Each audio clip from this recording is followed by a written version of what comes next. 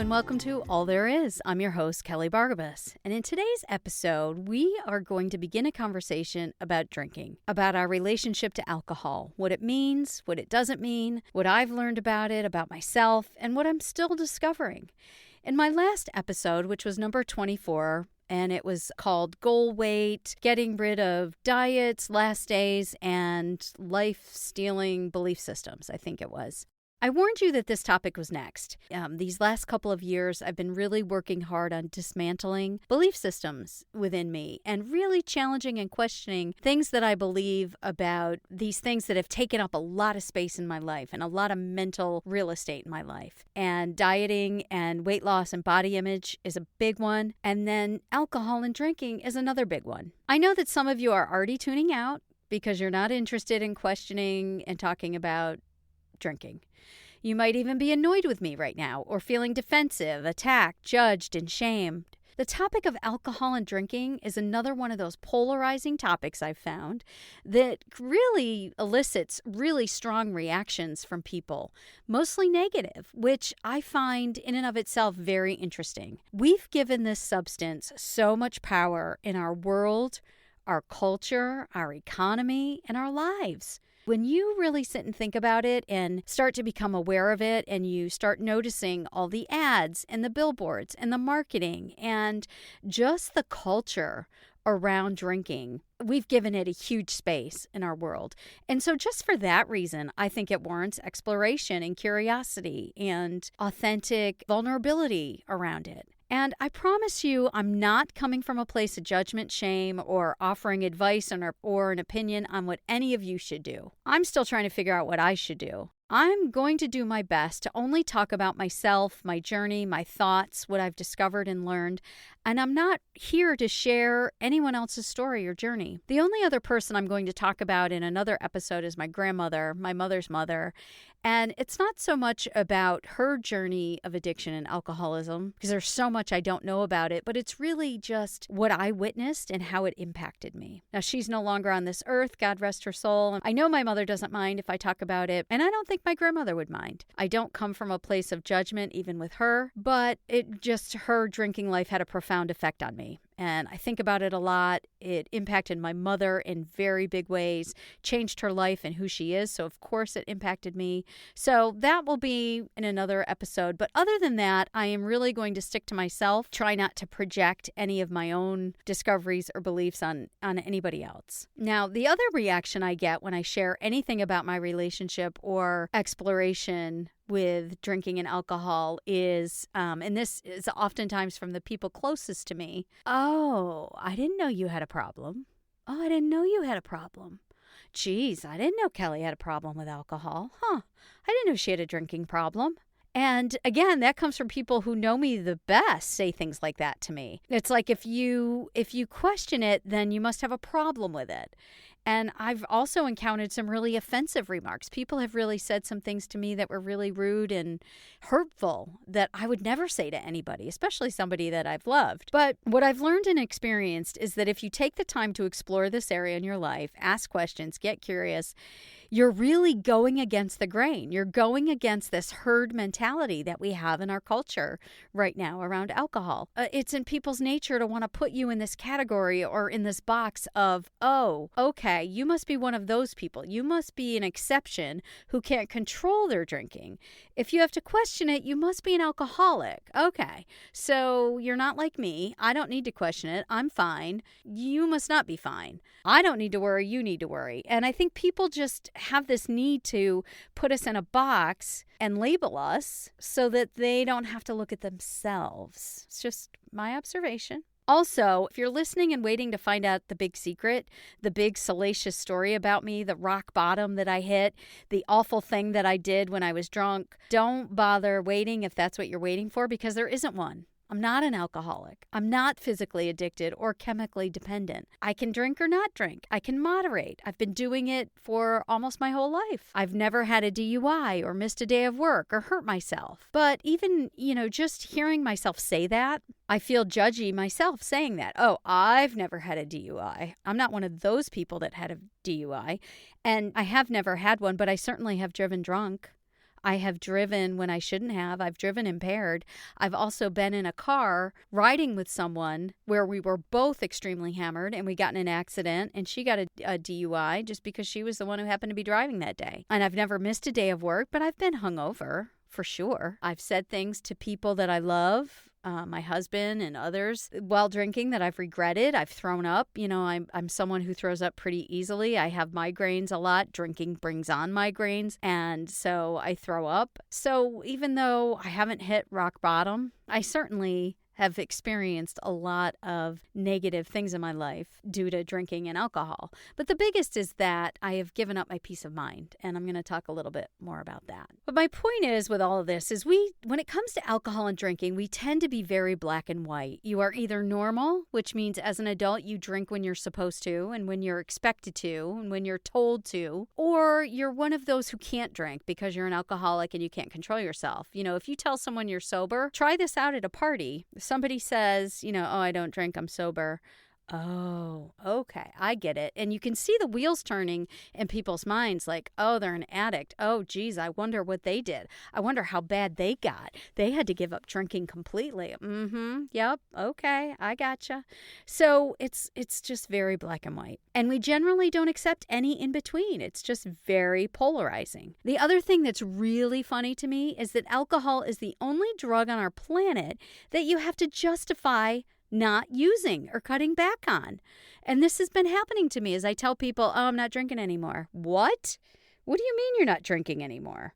Why on earth would you not be drinking? And, if I had said to someone, hey, listen, you know what? I'm not going to do heroin anymore. They would say, oh, okay, great. Good for you. Yes, good choice. Don't do heroin. Heroin is bad. If I told somebody I was going to cut back on smoking and give up a pack of cigarettes a day, they would be cheering me on, right? They'd be in my corner. They wouldn't say, no, you can't give up smoking. No, don't give up smoking. Don't give up heroin. What are you, crazy? And no one ever says that. But if you tell someone you're going to give up alcohol, especially if they know you and they know you're not an alcoholic, then they really are sometimes not supportive. And you get the response of, what? Are you crazy? Why would you give up alcohol? Are you nuts? And it's really funny to me when you think about it, because alcohol is a drug. I mean, it is an addictive, toxic drug that alters your mental state, just like heroin, just like crystal meth, just like cigarettes, right? But you have to justify not using it or cutting back on it. It's a really interesting dynamic to me. And as you know, if you know me at all, or if you've listened to any of these podcasts, you know that I like to question things. I like to explore. Like I said at the beginning, I'm dismantling belief systems in my life. And I'm reading this book right now. And I just read this quote last night by Pema Chodron, and I'm sure I said that name wrong. But she said this: the most fundamental harm we can do ourselves is to remain ignorant by not having the courage and the respect to look at ourselves honestly and gently. And I just love that quote. It just really spoke to me and I think fits in this whole topic of exploring my drinking and alcohol use. And I love how she included that last word, gently. I haven't always been gentle on myself, and it's a good reminder that we should be. And so all of that is the spirit in which I'm approaching this topic. So if you're still with me, let's keep going. Let's jump in. How did I get started on this journey of exploration? Well, I can tell you that I'm a contemplative person. We've already established that. So it probably won't surprise you, especially if you listen to my last episode about diets and my whole mentality around weight loss and my weight. I periodically do a detox. A couple times a year, I'll do a detox. It hasn't traditionally been focused on alcohol or booze. It's typically been around my diet, which involves giving up sugar, which of course is alcohol. So whenever I would do these detoxes, again, once or twice a year, I would give up alcohol most of the time. I always felt better without it, but I could never quite put my finger on why I felt better without alcohol.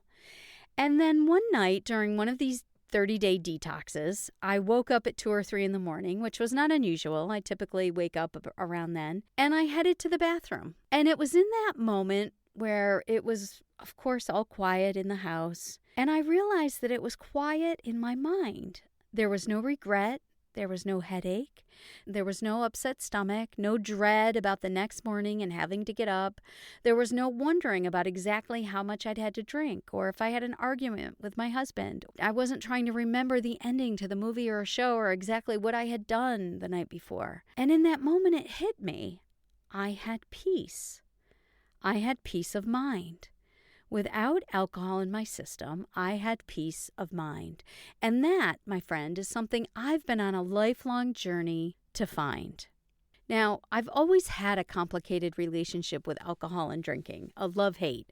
I was born into a family with a complicated relationship with it, with this substance. My mom had already suffered from its effects with her mom's drinking in a very big and traumatic way. And then it's very classic for a child of an alcoholic to marry an alcoholic, which she did. She married my dad. He was drinking when she married him. He stopped drinking 45 years ago. Thank you, Jesus. He's been free of it for 45 years, which is amazing. I am so grateful for that. But my point is that when I was born, there was already an established tension in my family around alcohol. And at the beginning of this episode, I called alcohol a polarizing topic for people in general, and it is, but it's polarizing within me as well. I have these two forces pulling me in different directions, and I've had it for most of my life because I started drinking when I was 13 years old. It's the first time I drank. I see 13-year-olds today and I think, oh my God, I was so young. I was just a baby. And for a long time, I've wondered why so many people I know that drink just as much, if not more than I do, don't struggle with regret, shame, and anxiety like I do around my drinking. I realized that since I was born, I had received negative messages about alcohol. My grandmother drank like it was her job. My childhood was filled with fishing her out of bars and ditches or going to her trailer to check on her to make sure she was eating something between the cans of beer. And she eventually drank herself into early dementia, and that was it. That was all she wrote for her. My father, who I was just talking about, also had a drinking problem, and he was in the process of drinking himself to death, and he found God and miraculously stopped drinking forever. And I was 8 when that happened. But the messages at that point were already solid in me. Alcohol destroyed. Alcoholics were bad people. Drinking was a sin. Alcohol equaled ashamed. And this built a foundation of fear in me. And I've always been afraid of becoming an alcoholic. So I have this looming over me. But then as I grew older and into my early teens, I began to receive all the positive, affirming messages about drinking from our culture. My older brother and his cool friends, the older kids at school, these older girls on my school bus that smoked cigarettes and drank. I thought they were the coolest beings on the earth, and I couldn't wait to be cool like them. And then there were all the movies and the music. I grew up in the 80s, and there was just a party culture, right? And so I'm getting all these really positive messages about alcohol. And at 13, I started drinking and was good at it. I was noticed for my drinking prowess. I could drink with the best of them. And this recognition just further reinforced that alcohol made me better. But wait a minute. What about all those messages from my early childhood that alcohol was bad, that I was bad if I drank? All those messages were still there. And so the war began. This war within me, this positive and negative, this polarizing, this tug of war, this pulling that stole my peace for so many years. Like I said, I was 13 the very first time I drank. I was with a couple of friends, just a really small group of us. We were going to the roller skating rink, and before we went, we snuck into my friend's grandmother's kitchen. The whole house was dark. We stood in the kitchen. I don't even think we took our winter jackets off. It was like February, freezing cold in upstate New York. And we stood in her kitchen and we drank beer through straws because she had a friend in high school, one of those cool girls from high school, who told us that drinking through a straw got you buzzed faster. And so that's what we did. We sucked down a beer or two. I don't even remember how much I had. And, we got a little tipsy or buzzed, and then we went to the skating rink. That just set off my drinking career, and I lived in a town, and in our culture and in our high school within our town, it was very normal and acceptable for teenagers to drink. We drank all through high school, every Friday and Saturday, before football games, before basketball games, after the games. Me and my girlfriends, I had a small group of 4 of us, and man, we were the party girls. We had a great time. We never went to a party without having a few drinks ahead of time. We never walked into a party stone cold sober. So we'd split a case of beer in the car. we would use the glove compartment to slice up our lemon, and we would mix Tanqueray 7 and lemon right in the car, and we'd drive around drinking it and having cocktails before we went to a party. This is in high school. This is 10th, 11th, and 12th grade. My partying really kicked into high gear. And again, it was normalized with the people that I hung out with and where I was from. And I got to college, and I had already been drinking by that time, a few years. So I didn't really freak out when I got to college like a lot of kids do when they first get their freedom. But I continued to drink nonetheless, drank through my 20s, and it just became part, like it does for so many of us, part of our social fabric, part of our social activities, right? Even as an adult, quote unquote, as I grew up and started adulting, we had drinks before dinner, during dinner, after dinner. We went to football games, we went to concerts, we went to movies, and everything involved drinking. Everybody is doing it, right? And I continued this journey, and different points in my life drank more or less, but for the most part, kept it to the weekends and vacations. I've had a very successful career. I haven't really had too many negative impacts from it, other than this war inside of me and not having any peace of mind about it.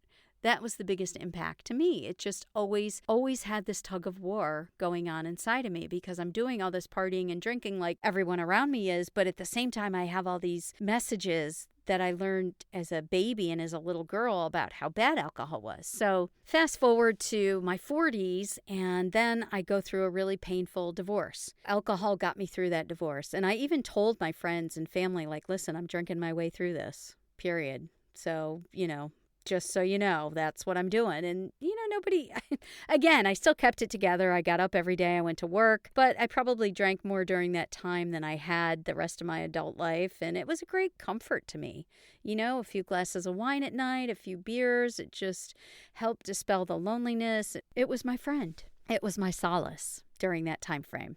And then I met my husband, who I'm married to today, who I love very much. And I actually knew him in high school. We come from the same town. We come from that same culture. He's a party guy. And he and I have had a ton of fun together, right? We're drinking buddies. We love to taste really good red wine. We love tasting bourbon. Both love really good craft beer. And we've had a ton of fun doing it. We love to listen to music. We love to go to dive bars. And it's just continued to be a theme in my life. And it's very normalized in our culture. More than 80% of adults in our world drink today. But again, I've got this war going on inside of me. So I've been on this journey to try to get that peace of mind, to try to figure out the place that alcohol should have in my life. Again, it's taken up so much mental space, so much mental real estate, and I don't like it. I don't like that it takes up that much space in my mind. I don't like that it steals my joy, that it steals my peace. And so last year in July, I started another one of those detoxes. This time it was a 21-day alcohol detox. It was specific to alcohol. And I came across this book called This Naked Mind by Annie Grace. And I read this book during that 21-day detox, and it really blew up my belief systems and everything I thought I knew about alcohol. It's an awesome book. I recommend it regardless of where you're at on your journey, and not just around alcohol. It's what she talks about and how our brain works and how addictive substances work and how belief systems get cemented in us, I think could apply to a lot of different areas. So I highly recommend this book. She also has a podcast out there where she talks about this kind of stuff. And it just really changed what I believe and how I think about alcohol. And so for this past year, I really have retired. I'm a retired party girl now. And this retired party girl is just doesn't drink the same way that she used to. Now, I haven't completely given it up. I gave it up for, maybe 9 months or so. I hardly had a drink at all. I had some champagne at our friend's wedding and I think some wine on Thanksgiving. But other than that, I really didn't drink this last year. And that's pretty big for me and my world and my group of friends. I'm not saying I'm never going to drink again. I'm still kind of figuring that out. One of the things that I've discovered in this latest journey of mine is what exactly do I offer this world when I'm drinking? my work, my career, my leadership, my writing, my voice work, my ministry, my relationship with God, my family relationships. Everything that's important and meaningful and interesting about me and that I do is done sober. When I'm drinking, I really offer nothing to this world. And that may be okay. I'm not saying there's anything wrong with that. Alcohol is just fun and supposed to let off some steam. But as long as I understand that, that drinking really doesn't add anything to my life at all. It just doesn't. And I think that is probably the biggest thing that I've learned in this last year. When I started this detox last summer, June, what is it? Today is June 3rd. So it's been almost a year and I've barely drank at all, probably less than I have in my entire adult life since I was in high school. And I'm sleeping through the night. I have peace. I asked my husband one day in this journey. He hasn't said too much about it. He's very supportive, of course. He's always supportive in everything that I do. But I asked him one day what he has seen different about me not drinking so much. And he said, you just seem more calm and, more centered. And he's right. That's the peace of mind. That is the peace of mind. I am more at peace. I'm sleeping. I'm feeling better. All that. That tug of war within me is quiet. It's still. And does that mean I'm never going to drink again? No, it doesn't. I don't quite know yet where I'm going with all this and what the end result is going to be. I want to just be one of those people where I can drink as much as I want whenever I want, but I really don't want to. You know what I mean? I don't want it to have a big place in my life. I don't want it to steal my peace. And until I can get to a place where I can enjoy alcohol without it stealing my peace, then I'm fine without it. And I've realized that I don't need it. And I've actually got addicted to being present. What I have found is that I can enjoy life without it. That I can go to dinners and I can hang out with friends and I can go to events and I can be 100% completely sober and not have a drink. And it's okay. And it's hard to get there when you've been conditioned and when you've spent your life drinking around every single event, you begin to associate alcohol with fun and you think that you have to have this alcohol in order to have fun. And it sounds really insane, but it's true. And it's a belief system. The big aha moments I had in reading that book, and one of the big revelations I had is that alcohol is a number, right? It's a numbing agent. Every time you drink alcohol, it makes your brain feel the same way. And so what it does is it makes all these special events in your life feel the same. So whether I go to a Bon Jovi concert or a U2 concert, or I'm at a wedding, or I'm at a really special dinner, or wherever I am, hanging out with family in the backyard or on vacation by the pool, if I'm imbibing alcohol and it's affecting my brain, it makes all those things feel the same. Instead of giving each of those events the ability to unfold and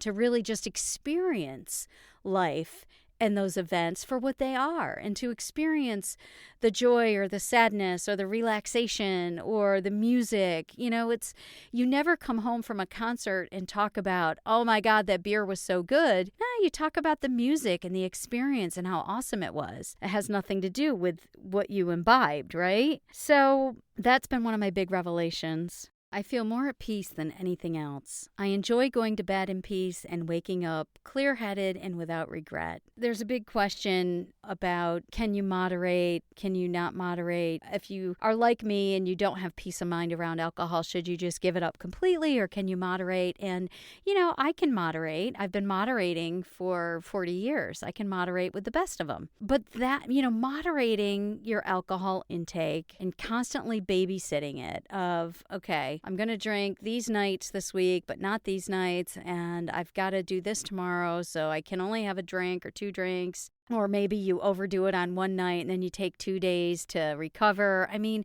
it all takes so much. Moderating is what takes up so much effort and mental space. So I don't know.